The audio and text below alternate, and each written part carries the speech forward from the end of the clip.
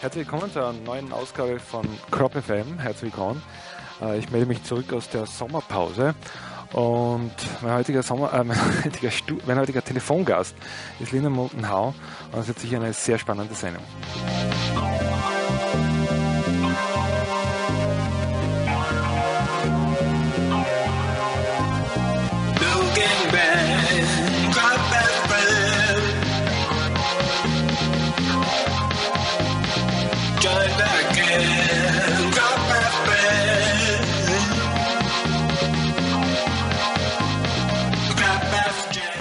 Den CROPcom, mit dessen Hilfe sich Hörer dieser Sendung live am Gespräch beteiligen können, um Fragen zu stellen etc.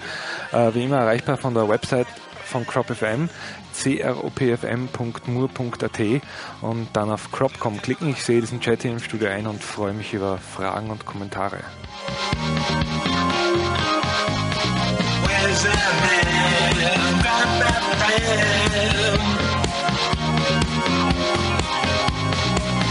Gang bang, got that bam.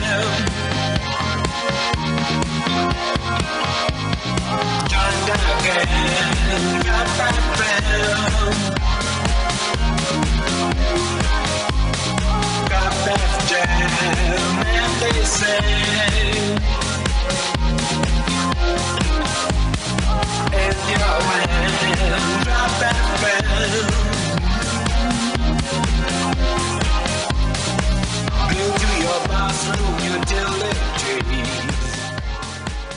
Mit mir, hoffentlich, Moulton Howe. Linda, can you hear me? I can. Great. So I hope our phone works great today, because last time we had a little bit of problems.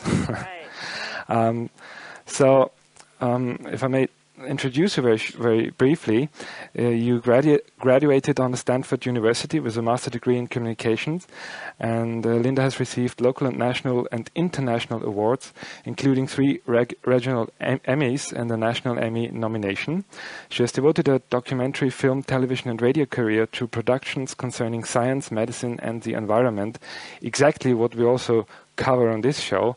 So I'm very happy to have you on my show, and welcome. Thank you very much. I'm glad to be here, and I'm glad that you're paying attention to what I think is one of the more important Earth mysteries, and that is the global crop formation question. Yeah, and you have visited the American crop circles this year. Yes, and right now, let me share with your listeners something exciting that happened last night. I got a phone call from Jeffrey Wilson, who is the director of what's called Independent Crop Circle Researchers Association, and he and some of his colleagues have been studying crop formations for about 9 or 10 years, and Jeffrey himself has been in so many, and he called standing right in the middle of a new crop formation in a place called Miamisburg, Ohio. So at 9 o'clock, my time last night, Jeffrey calls excited and says, this is the single most impressive formation in corn that he said I've ever seen. Not just from the sheer size of it, which is about 200 feet is the estimation, but the way that the corn has been laid down in curves. And Tariq, when you think of English barley or wheat or oilseed rape, think of how gentle those plants are.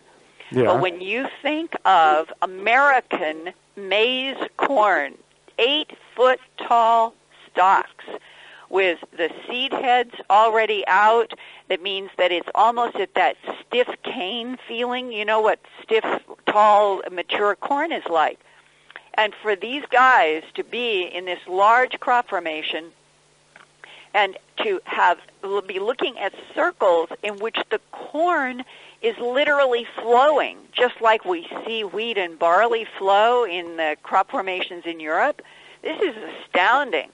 What Jeffrey has done, he has sent me 4 photographs. I just got them before we went on the air And as we do this interview, what I'm going to try to do is get at least one of the aerials up at my earthfiles.com report. It's the top of the headline page at www.earthfiles.com, so that you can see this extremely interesting pattern, and you can compare it to one that occurred last August in the famous Serpent Mound in Ohio. For those who may not be aware, in Ohio, in the United States, it is the single largest earthworks, I believe, in North America. Why it is in Ohio, anthropologists and archaeologists do not know.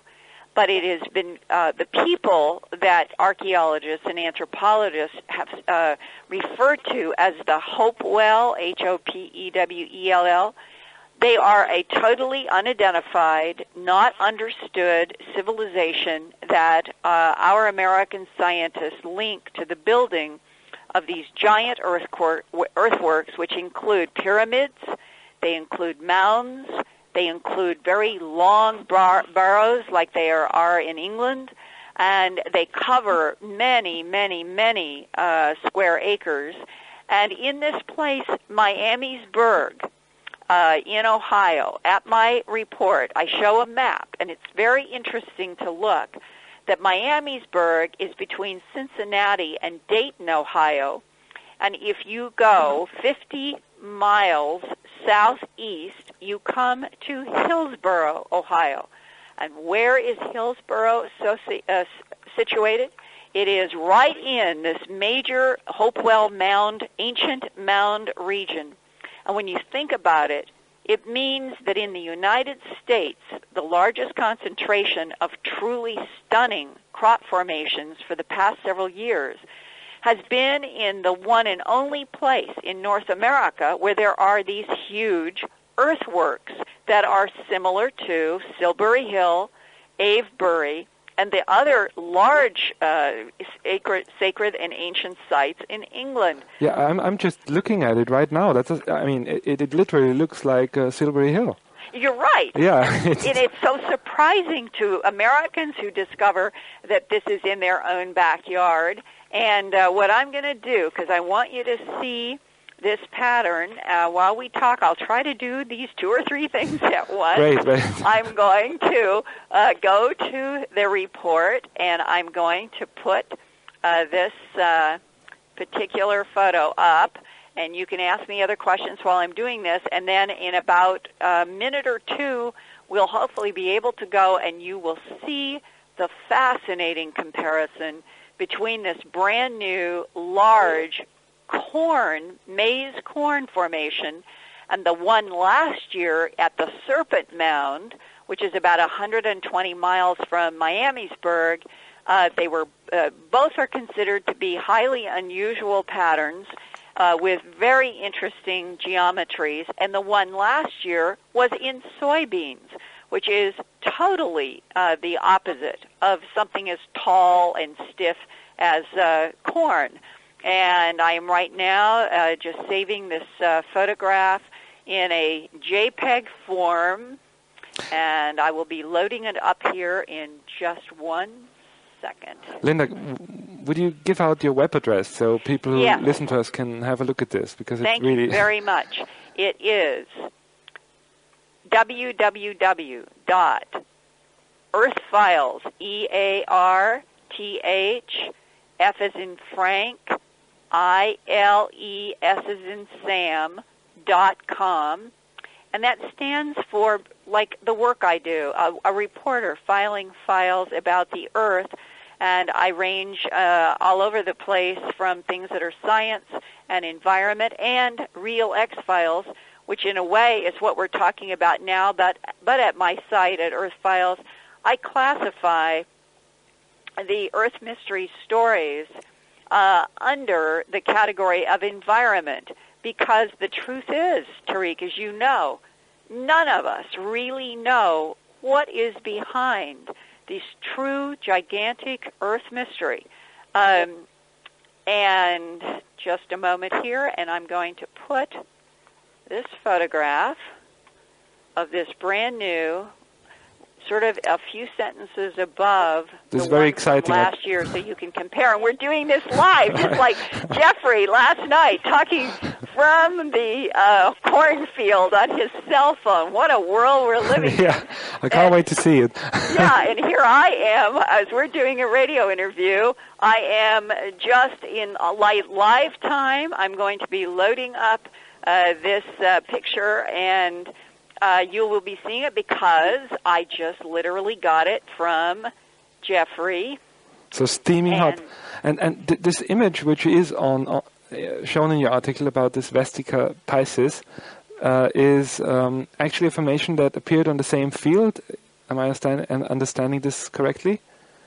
That's yeah, exactly. And what I'm trying to do is, and for those of you who are maybe not quite familiar with what it is like to deal with websites and posting photos and doing text, it is much more complicated than most people ever realize.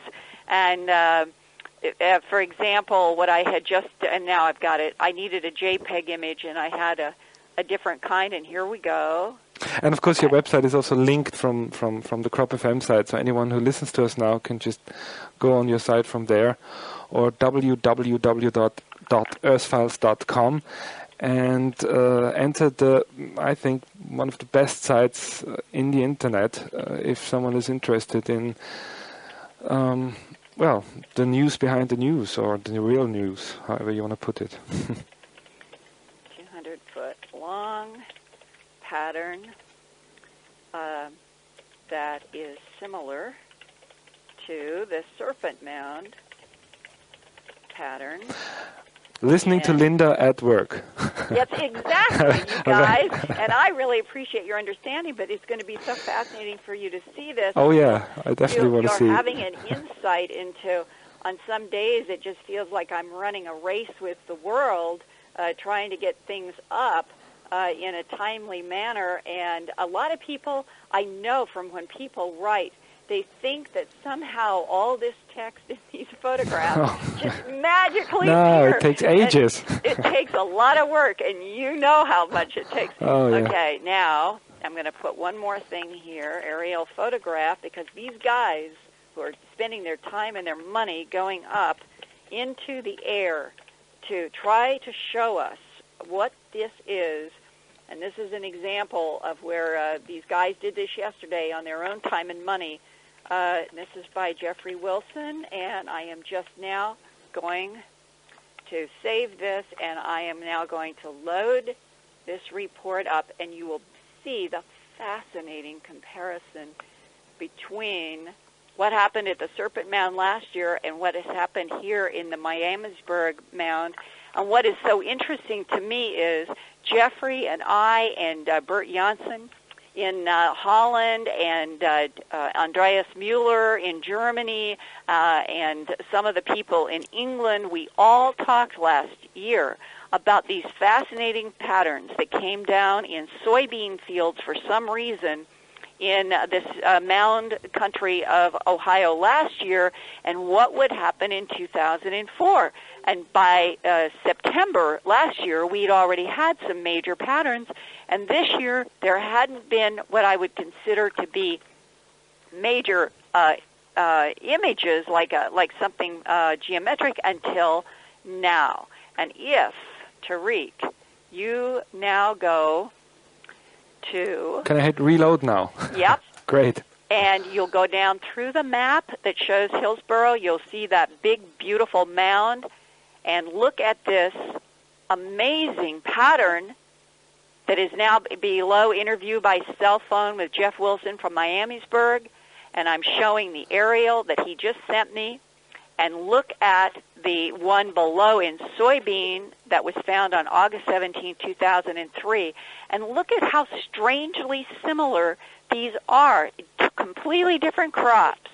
But there's some kind of a variation here on the arcs, the circles, the small circles that are in a line. One of the circles is in the outside of the corn, a center circle, and then one outside again. And if you look at the one last year, you have that same kind of orientation around these circles, and the one in 2003 had this incredible Vesica Pisces that some people referred to as an eye. In this new formation, they are talking about the central kind of oval section that looks like it has a pupil. It's the same idea, two overlapping circles that are forming the Vesica Pisces again. And when you think about the fact that you're looking at 8-foot tall, mature corn, it hardly seems possible. And what I'm going to be, I won't do it during our radio. At least we got this this pattern up so you can compare what happened in Miamisburg this week and what happened last year 120 miles away in soybean. But I will be posting photographs from Jeffrey and in this report and updating it that show this amazing swirl of corn stalks as if they were subjected to some kind of heating that would make them so soft and so pliable that they would change from being the stiff cane to something soft that could be looped in a circle. Yeah, that's the amazing one of them. Well, it's a beautiful formation. Yeah. And notice, Tariq, see the little, it's almost a rectangle in another photograph I have, right in the upper left corner. And then as you come over, there's almost like a parallelogram in the corn, and these are both outside of the main formation. Oh, yeah, I see that. Oh, yeah, now I see it, yeah. Yeah, and then as you come down through the center of the formation and you come out of the main formation, you have another circle in the corn. And these small areas in England, they've always called them grape shot. The fact that they are existing around this pattern, and Jeffrey told me that this is without doubt the most impressive that he has seen, and they are using instruments to measure the magnetic field, the electric field, the radioactivity, and as of last night at 9 p.m., live from this cornfield, they had a reading in radioactivity that was definitely above background.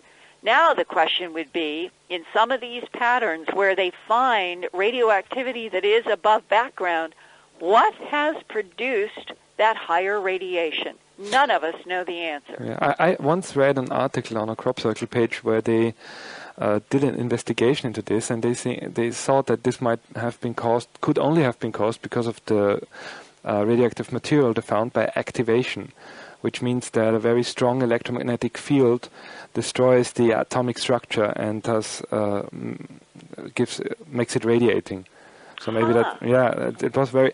I never heard about this again. So maybe this is also what's causing those radiation levels. I don't know. Well, this is part of what the team, the ICCRA here in the United States that Jeffrey Wilson directs, they're trying to bring to bear as much scientific investigation as they can, and that brings me to the amazing Hillsborough story.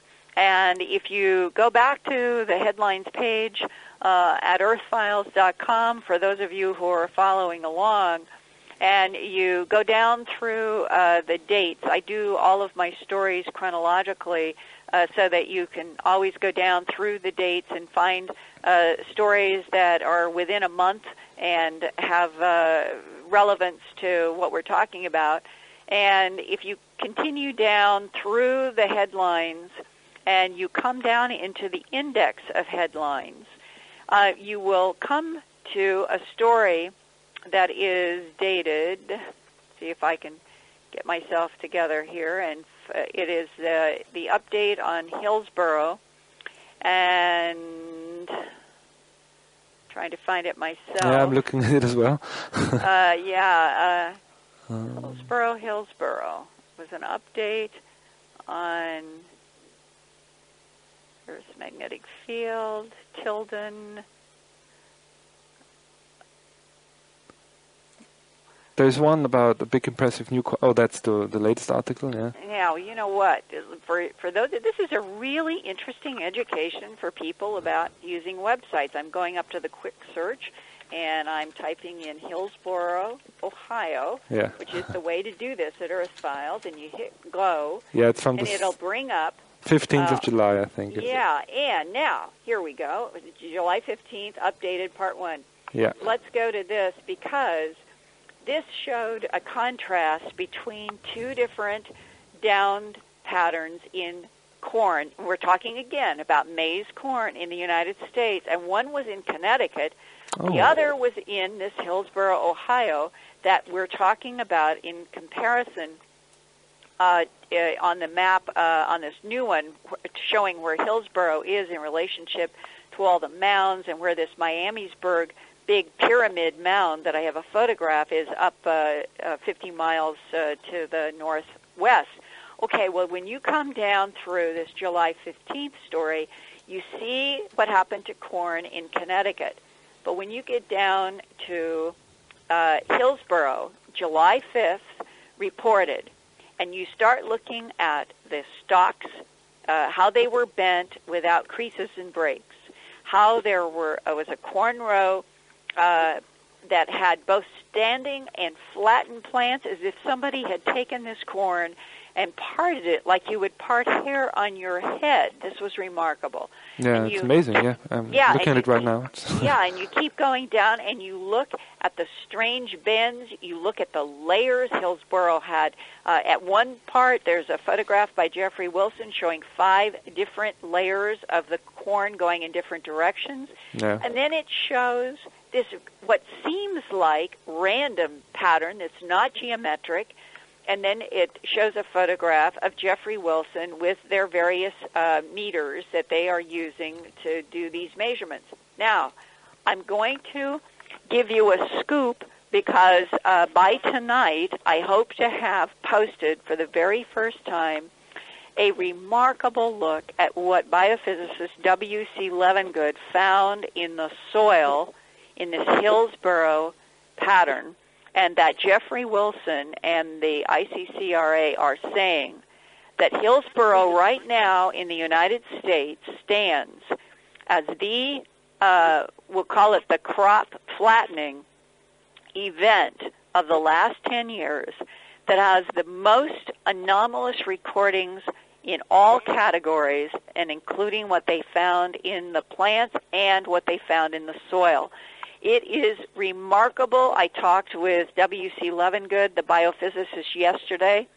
He sent me photographs, and now I'm going to try to summarize for you and describe a word picture, because all these photographs and this report about the amazing Hillsboro pattern will be up at Earth Files by later tonight.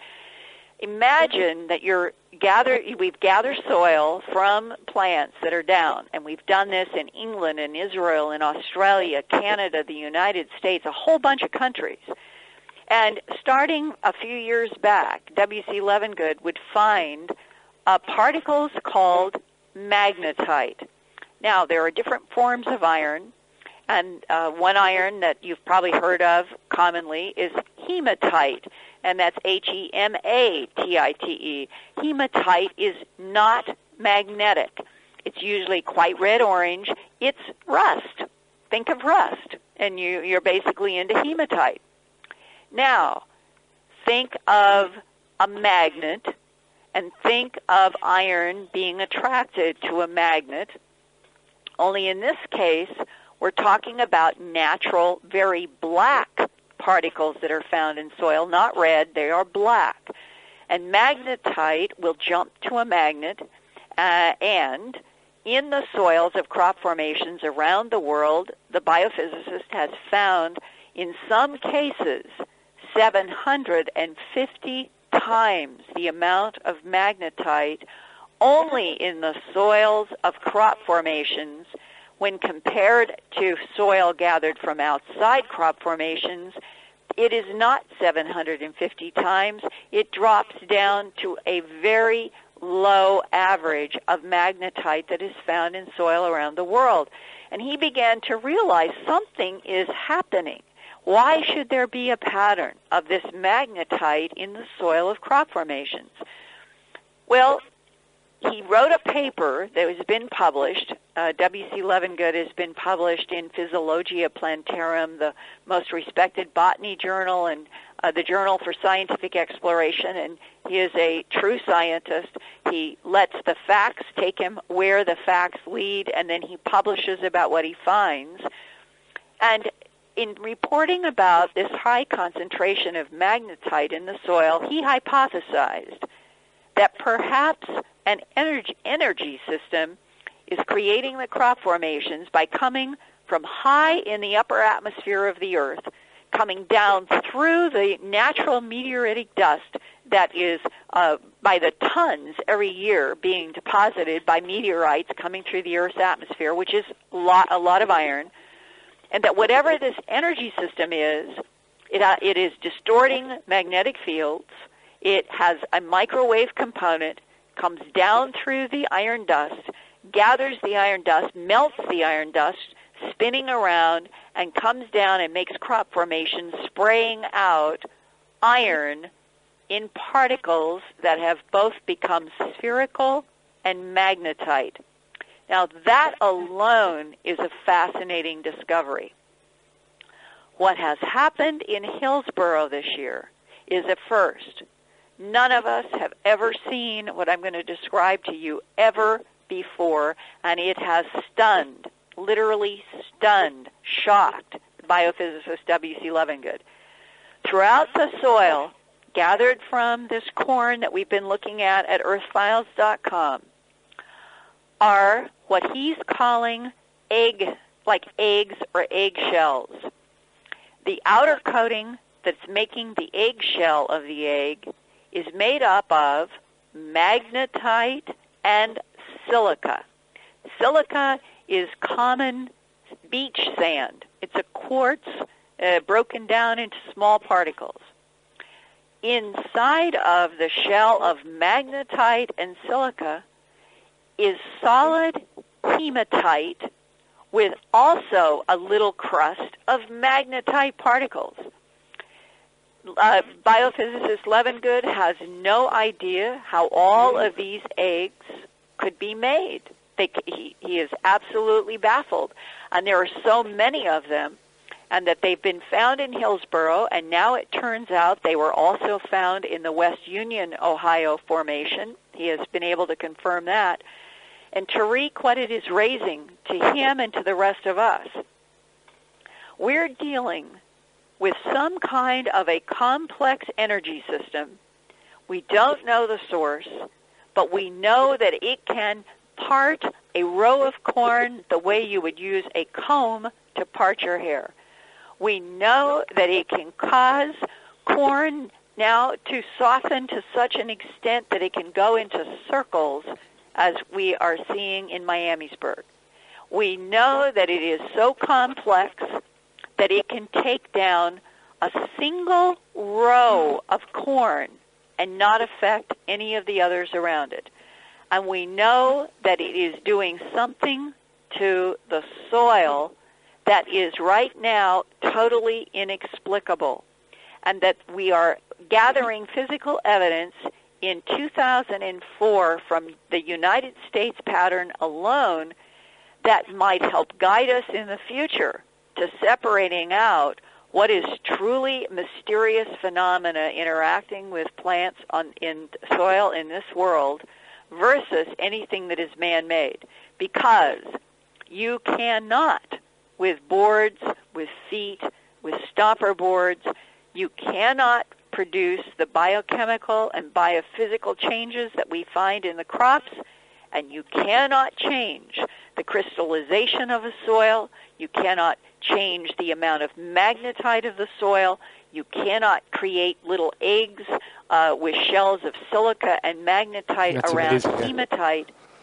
It is a process that is baffling everyone. Yeah, it's absolutely amazing. And of course, you wrote a book called Mysterious Lights and Crop Circles, which I read, and there you talk about light phenomena, which has been witnessed there near crop formations, have those light phenomena, in Wiltshire at least, have those light phenomena also been witnessed in the States, and might they be responsible for those anomalies? And excellent question, and you're right on target. The United States this year in Spanish Fork, Utah, had a remarkable incident in which the pattern in Spanish Fork was highly extraordinary. Kept being added on to. Nancy Talbot's BLT research team went and collected soil and plant samples, and she says that they have anomalies all over the place, in the plants and in the soil. There were residents there who went out to the crop formation at night after it was discovered, and the mother, the daughter, and the husband all saw mysterious lights. Some were orange and larger, some were white and smaller. And they all saw these lights in the area of the crop formation, and in one instance, an orange light about the size of a goose egg literally paced their car as it was driving from their home out to see the crop formation. They were terrified at first, but the lights did nothing to them, and they came to me and to others to explain that something so extraordinary was happening on the night that they were there, and the very next morning, after all of this light activity at the crop formation, another circle and ring had been added. The woman said that the circle and ring were added in exactly the place that they saw these mysterious lights, and that's in Spanish Fork, Utah, this year of 2004 in the United States. Yeah, amazing, yeah. So crop formations in America and in the United States, and also crop formations, of course, in Wiltshire. This year, one very impressive formation that I had the luck to visit myself, obviously just half a day after it was finished, is, as I call it, the Aztec formation. You have a very fascinating report on your website about this formation as well.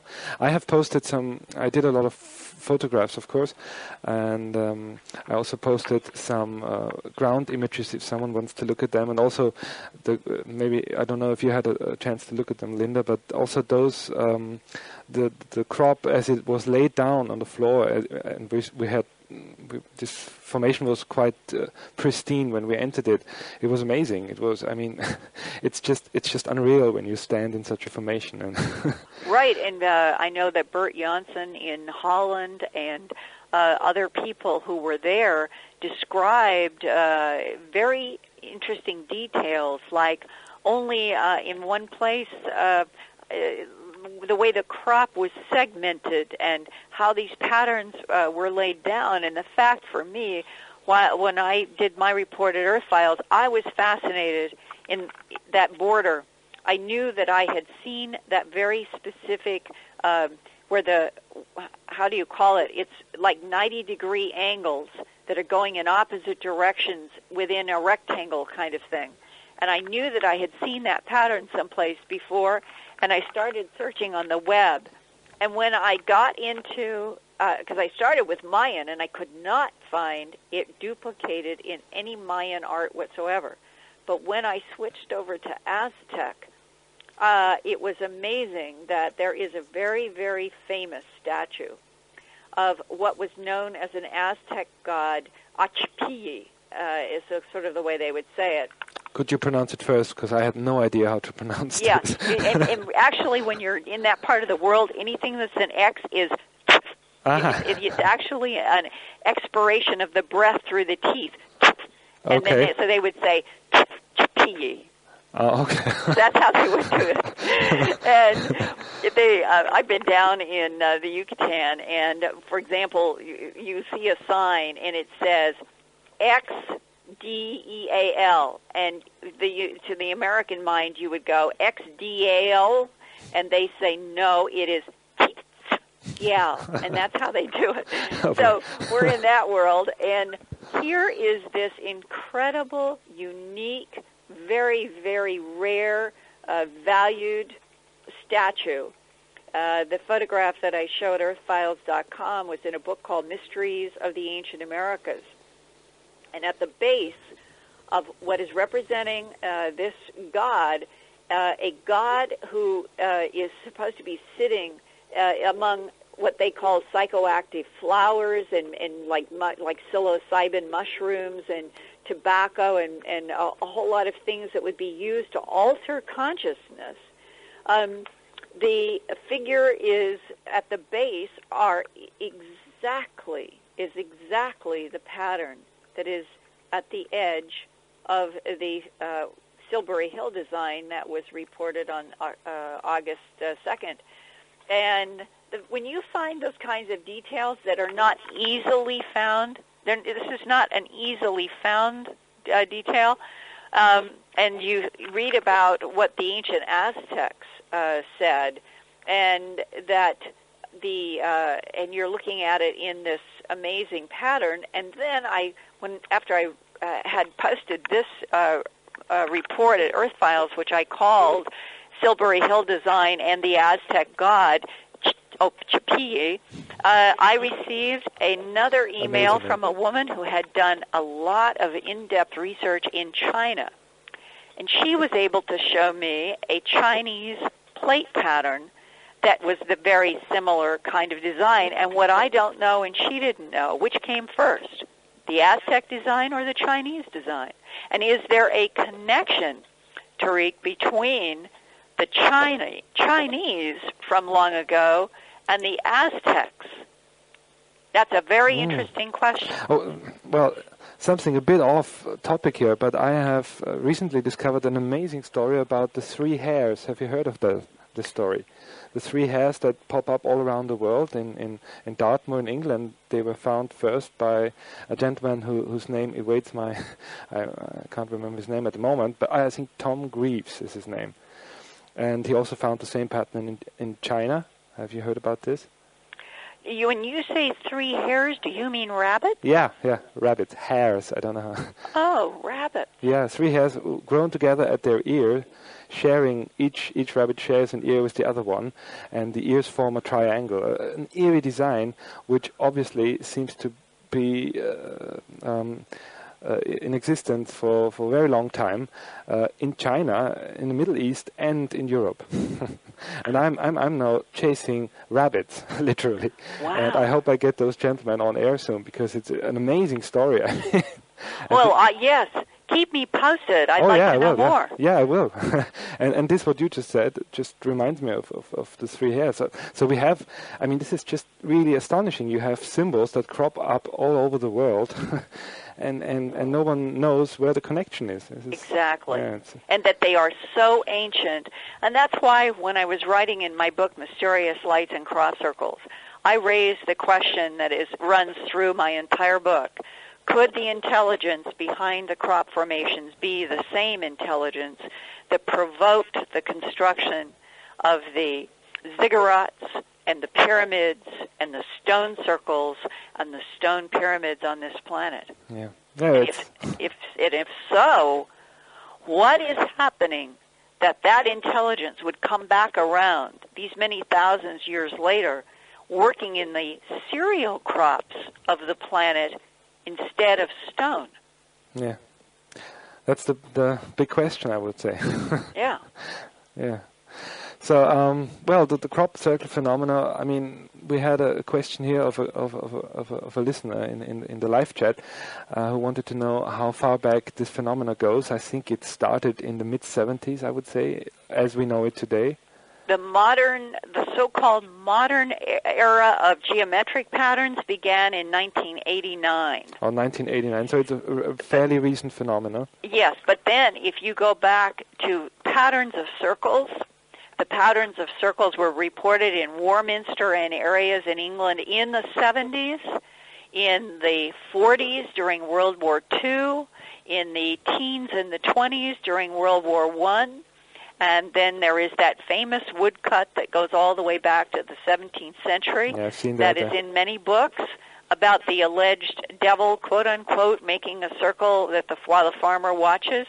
And no one knows what was the inspiration for that woodcut, but it implies that somebody in agriculture had seen something unusual make a crop formation, and that it had happened either enough, maybe more than once, that somebody went to the trouble to do that woodcut.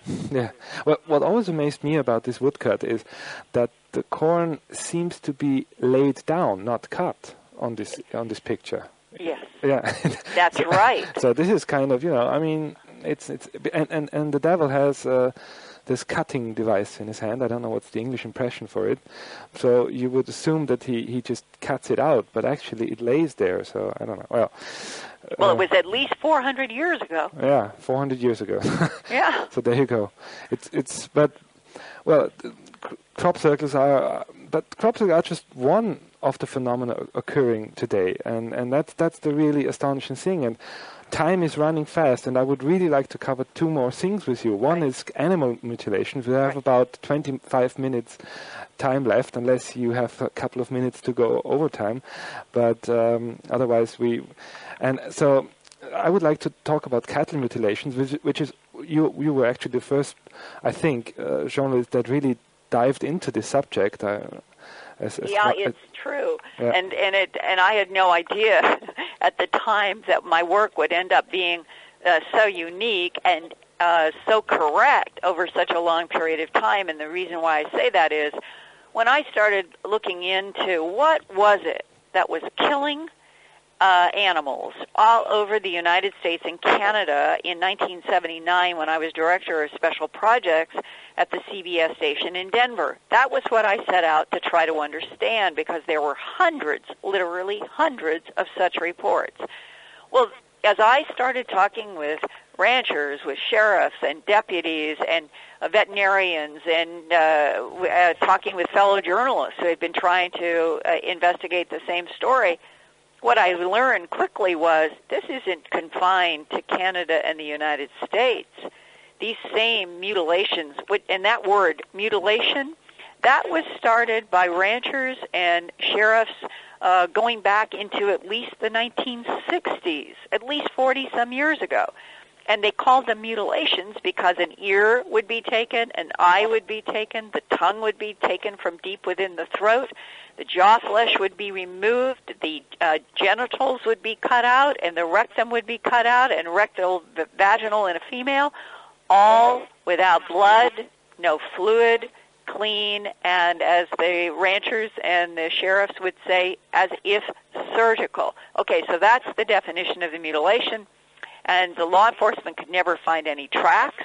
They could never find any tracks of struggle, any tracks of anything approaching the animal, not even the animal's own tracks on something like a wet sandbar or dry, dusty, powdery soil, or like snow, fresh snow. Imagine finding an animal with all these parts missing, no blood, and not a single track around it. Yeah. Well, that's why law enforcement started looking up to the sky. And when I wrote An Alien Harvest, my book, after I did the television special, I dedicated the book to law enforcement who looked up and asked questions, because they are the first ones who said, whatever we're dealing with, it has to be coming from above. How else could these bodies of all these animals be found all over North America with no tracks around them? And they had to have been lowered. Yeah, and also some of them, as I remember, I think, broken bones, as if they had been dropped from high above. So absolutely. And this has gone on, Tariq, around the world in both hemispheres. In Australia, in New Zealand, in Europe, there have been reports of mutilations all over in most countries. Whether people realize it or not, that's true. The areas of the world where we do not know, because it's so difficult to find out, are places like India, where there are a lot of cattle, places like Africa, places like Russia during the time when it was so difficult to know any information at all.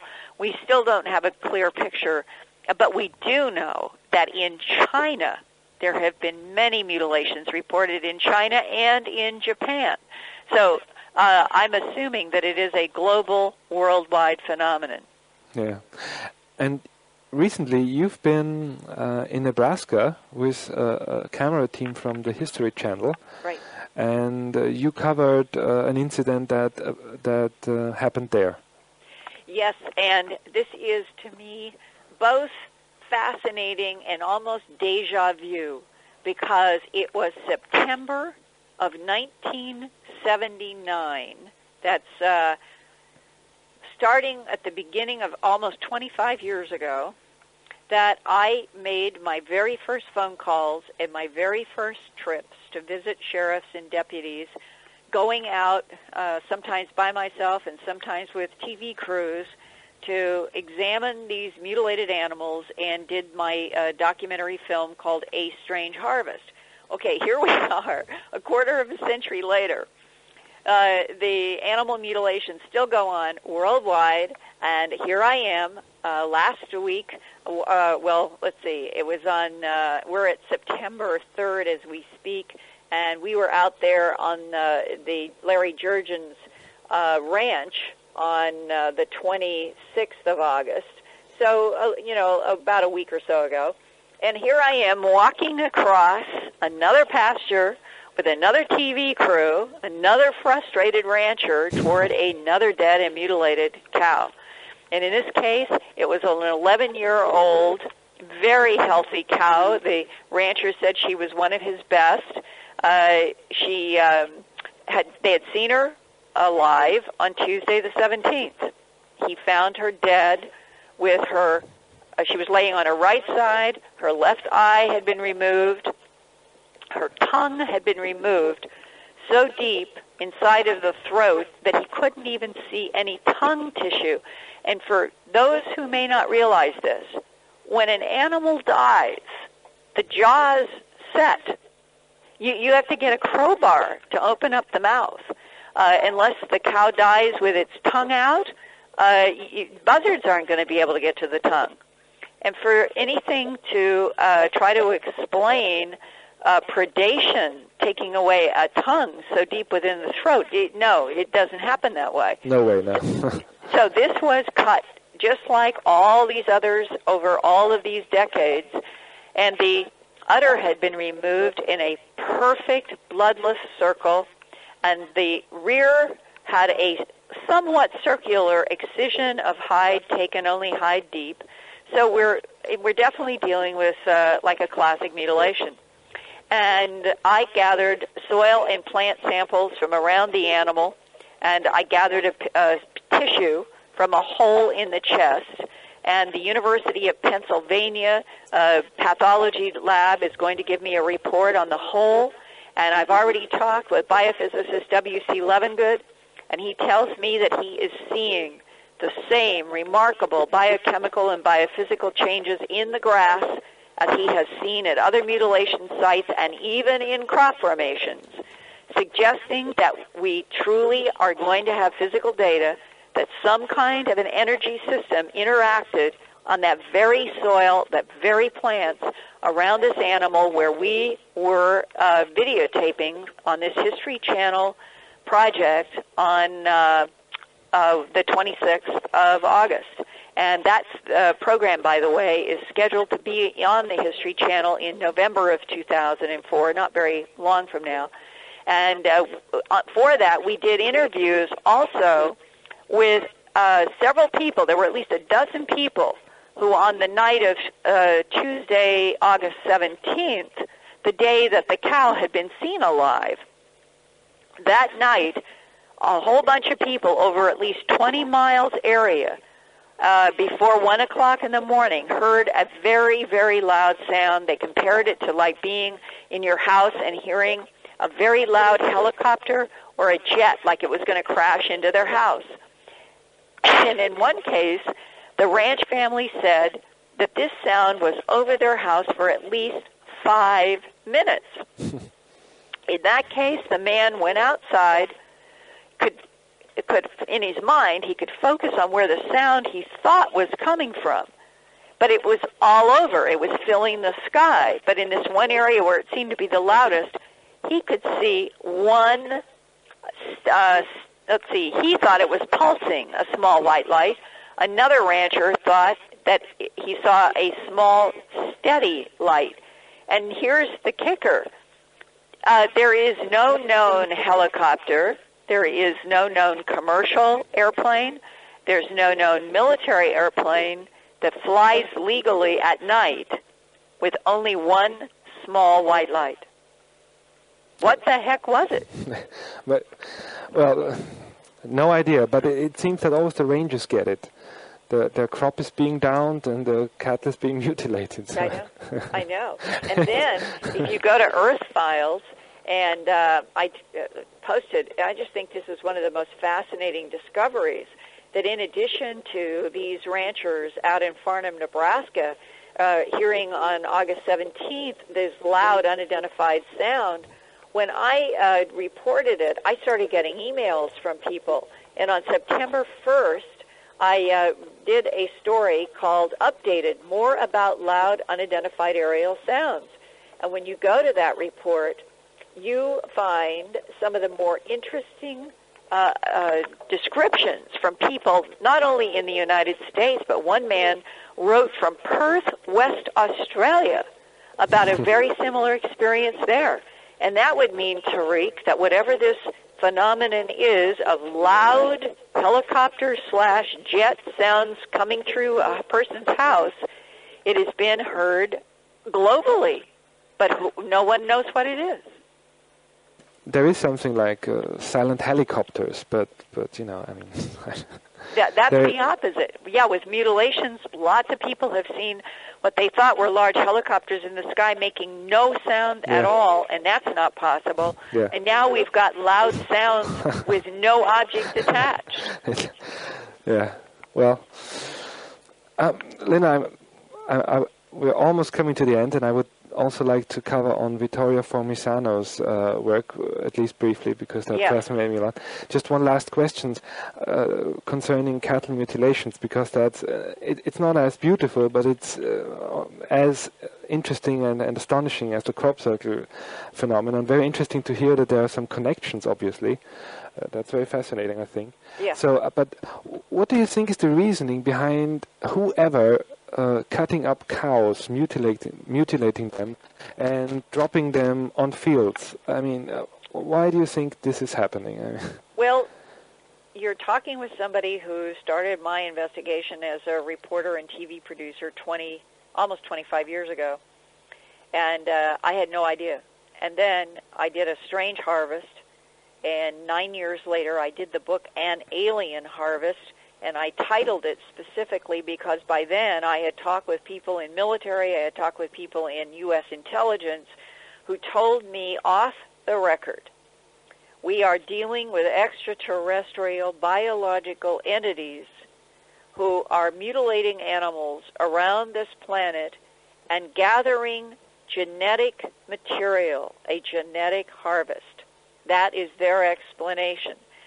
Some of them said that this could have been going on for millions of years and that humans were just catching on in the 20th century for the first time. I don't know. But if it is a genetic harvest, and I frankly think that is what it is, we humans have then the big question, who or what is killing and mutilating all these animals around the world, which go far beyond cattle to horses, goats, sheep, pigs, dogs, cats, elk, deer, marmots. All of those have been subjected to the same mutilation. And what are they doing with all the genetic material? Yeah, that's the $64,000 question. Right. Dr. Vittorio Formisano, I posted this article, your article on my website in the end of July. Did a very interesting, very fascinating discovery, which now awaits other people to look into this and either tell him wrong or right. And he found formaldehyde, or he thinks he found formaldehyde on Mars. Is that correct? That's right. That the molecules of formaldehyde were enough that when I talk with him, and I talk with Dr. Formisano at least half a dozen times in the spring, and he and I were scheduled to do an interview from me calling his cell phone. He gave me his cell phone number, and I was scheduled to do an interview with him at the Paris COSPAR meeting, which is a very large physics meeting held each year, and this year it was in Paris.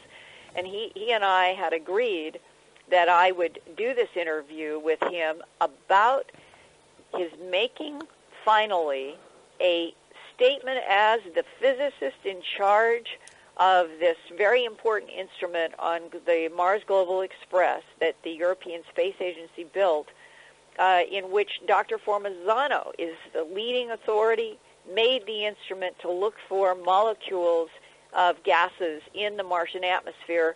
And he had told me, and I have a quote on my July 22nd report, titled, "Is Physicist Vittorio Formazano's Mars Data Being Suppressed by ESA?" And I show a quote that he gave to me on the phone on May 6th of 2004. Quote, "Speculation is that already methane is a rather strong indicator of life and is probably present today on Mars. We know there have been multiple confirmations of methane." Then he went on, formaldehyde, and then I put also detected because he told me that he had molecules of formaldehyde, but he wanted to make sure that other scientists would confirm it. So I put sort of acknowledging his qualifying, I put formaldehyde, also detected, question mark, is destroyed in the Martian atmosphere within 7.5 hours. And it's destroyed by the UV light from the sun. And so Dr. Formazano said there is no way that formaldehyde can exist and remain for a long time in the Martian atmosphere. If formaldehyde is confirmed, in addition to the confirmed methane, possibly life on Mars today, yes, unquote. So this is the only possible source, when I understand it correctly, because they can only be created by volcanism and life. No, it could not be, because anything that would die after 7.5 hours under UV light, and there's no known, Tariq, there's no known active volcano on Mars. Yeah, exactly. So if someone could confirm this finding, then he would confirm organic life. Yeah. There's no way around it. And this is, now, what happened? Yeah. I'm supposed to have done this interview with him from the COSPAR meeting. I call at the prearranged time. I have a tape recording only in Italian on his cell phone. I try to call his office in Rome. Always there was a very pleasant secretary. Nobody's answering the phone. Then I read. I did not know this when I was trying to get a hold of Dr. Formazano, because I'm the reporter who's have a scheduled meeting to interview him.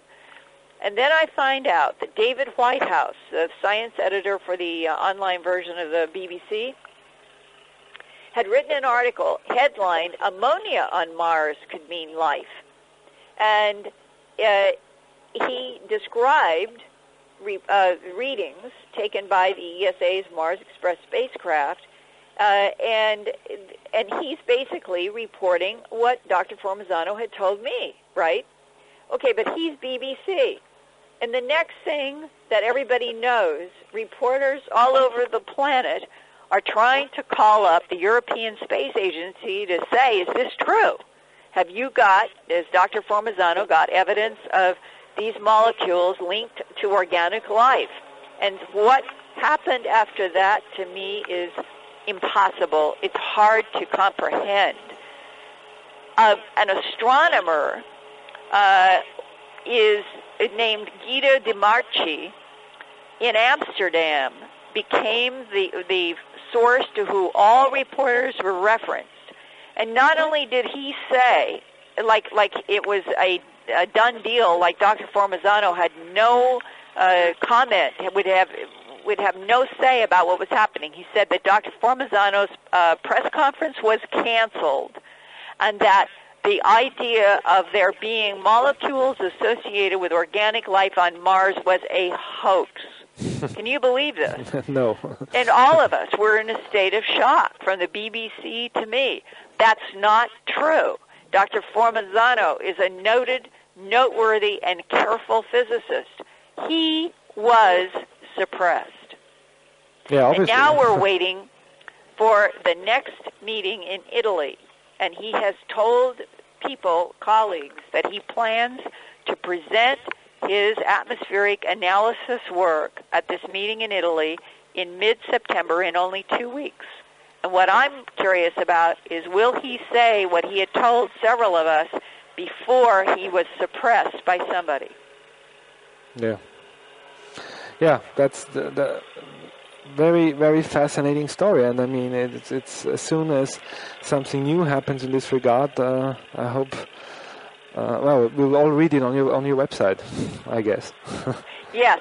Stay tuned to earthfiles.com for all the updates, from Formazano to crop circles to animal mutilations to what's happening with the Earth's weakening magnetic field, and much, much more. I will keep posting there, usually on an almost daily basis. And so I urge your listeners to become frequent users of earthfiles.com, and this has been a delight. A man has moved in with a big mowing machine below my window, and it's so loud I can barely hear you, and you may not be able to hear me well. So I'm going to say that it's been such a pleasure, but I've got to go and get this person to stop this machine.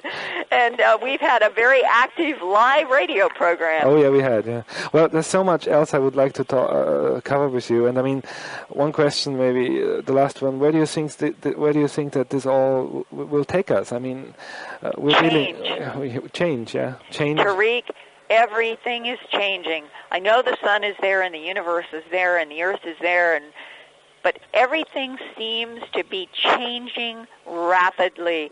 We are changing the earth rapidly by our unrestricted use of greenhouse gases that are causing problems for birds and for animals. And in a story that I did about the impact of global warming on birds 2 weeks ago for Coast to Coast AM radio here, the bottom line is that every scientist who knows anything about birds and animals, they are all saying the same thing. We are in a mass extinction event. There is no way to get from 2004 to the end of this current 21st century without masses of species of birds and other animals going extinct. And when you realize that, this is a sobering time to be alive. Yeah, it is. But it's also a very fascinating time. Yeah. Yeah. Linda, thanks so much. I mean, millions of other things to cover, but I hope we can maybe repeat this in the future. Yes, I would be happy to. Great. Thank you for doing it, and thanks for everybody for listening. Yeah. Thank you very much, Linda, and all right. We'll stay in contact. All right, take care. Have a nice evening. Bye. You too. Bye. Tja, das war Linda Moulton Howe. Ja, ein absolut faszinierendes Interview. Genau das habe ich eigentlich erwartet. Interessierter schreibt er noch im Web, dass eben auch auf www.enterprisemission.com www.enterprisemission.com es ebenfalls interessante Neuigkeiten und immer wieder Neuigkeiten zum Thema Mars gibt. Das ist die Website von Richard Hoagland.